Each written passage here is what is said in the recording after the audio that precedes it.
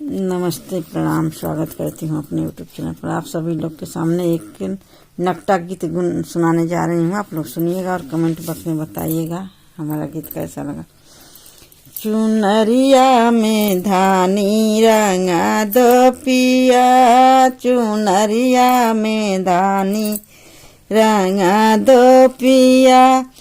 हमें ऐसे ससुर नहीं भावे पिया, हमें ऐसे ससुर नहीं भावे पिया।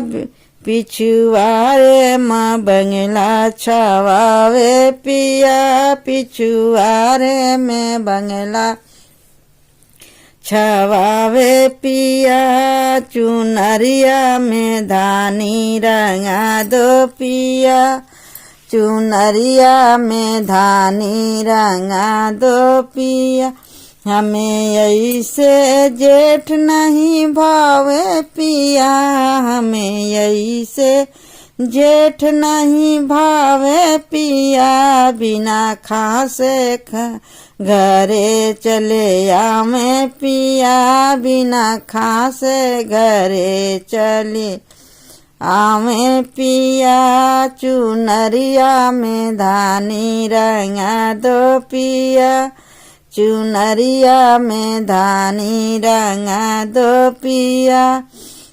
ऐसे हमें ऐसे देवर नहीं भावे पिया, हमें ऐसे देवर नहीं भावे पिया।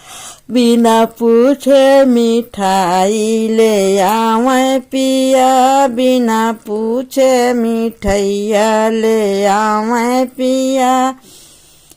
चुनरिया में धानी रंगा दो पिया, चुनरिया में धानी रंगा दो पिया।